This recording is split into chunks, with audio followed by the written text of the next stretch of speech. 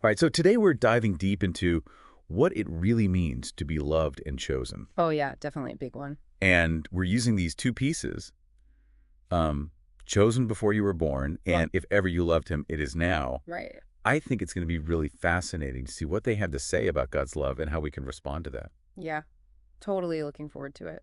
So let's start with this idea of being chosen, like, right from the beginning. Yeah, it's so powerful. One of the pieces says before your first breath, Right. like before you even opened your eyes. It wasn't because you did anything special or earned it in any way. Yeah. It was just because he wanted to love you, like it was his pleasure to choose you. Hmm. So what does that say about how important we are to him?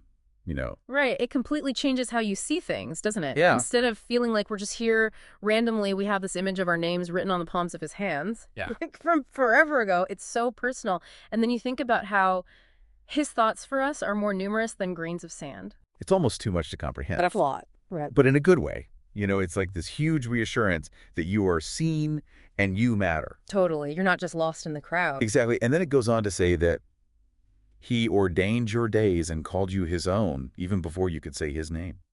That's incredible. So there's purpose. There's a plan woven into our lives from the very start. Exactly. It's the opposite of feeling like everything is random or meaningless. And it's so comforting, isn't it? It is, to think about that kind of care and love surrounding you from the beginning.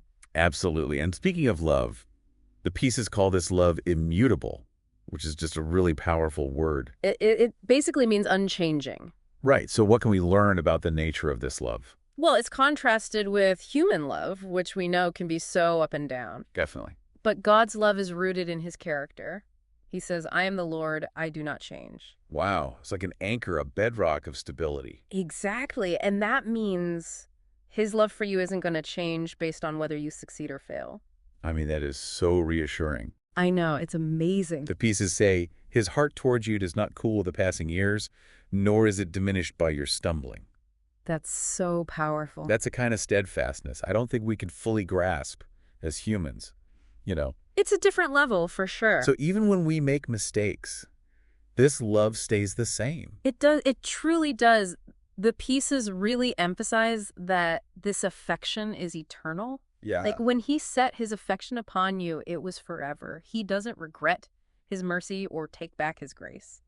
It's mind-blowing to think about how secure that makes you feel. Absolutely. No matter what happens, that foundation never changes. Yeah, and I love how it goes even deeper than that and says that Jesus belongs to you. Oh, yeah. It's not just about us belonging to him. Right, it's a two-way street. It's a relationship, a very personal one. He's called your portion, your shepherd, your redeemer, your friend. That's such a beautiful picture of how close he is. It is. Those are all roles that suggest he's always there for you in any situation. Yeah, whether you're struggling or celebrating, he's right there with you. Absolutely. And he's not holding back.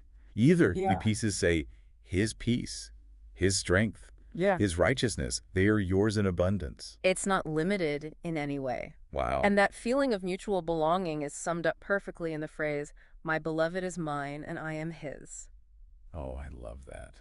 It's so beautiful, right? It speaks to a profound level of intimacy. It does, and it goes on to say that he has made himself known to you not in wrath, but in love. Right. And that he's not a distant God, but a near and personal Savior. That's so important to remember. Absolutely. And I think it sets the stage for the urgency of the second piece. If ever you loved him, it is now. It definitely feels like a call to action. It is. It's saying if there's any time to love him, it's right now in this moment. Don't let this incredible love slip away. Exactly. It's a warning against becoming complacent or letting that initial spark fade. So why do you think there's so much emphasis on the present moment? Well, I think it's a reminder that love is dynamic. It's an ongoing choice. Right. The piece urges us to not let our hearts grow cold in the face of such mercy. So we have to keep that love alive. We do. We have to choose it actively. And remember the feeling of first love. That initial excitement and joy. Oh, absolutely. That's so powerful. It's like an invitation to rekindle that flame. So how do we actually do that? How do we revisit that feeling? Well, the piece tells us to look to Calvary where love was poured out like wine. Yeah. To see his hands and his side and let our affections rise again. It's about reflecting on that ultimate sacrifice, It is, and letting it reawaken our love for him. So I think the core message here is this. You are deeply and eternally loved, chosen not because of anything you did, but simply because he loves you. That's it. This love is constant and unchanging, and it invites us into a personal relationship with him. Right. And the call is to respond to this love actively now in this moment, remembering and rekindling that first love. Wow. When you put it like that, it's truly amazing. It is. So I'm curious, for you knowing that you're chosen and loved eternally, how does that impact you today? That's a really good question. Like, how does it change your perspective and your relationship with God?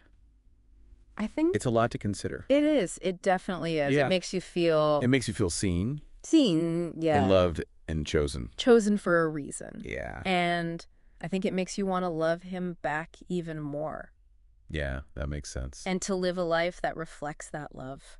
That's beautiful. Yeah, I don't know if that fully answers your question, but I think that's a great start. yeah, it's definitely something to keep thinking about.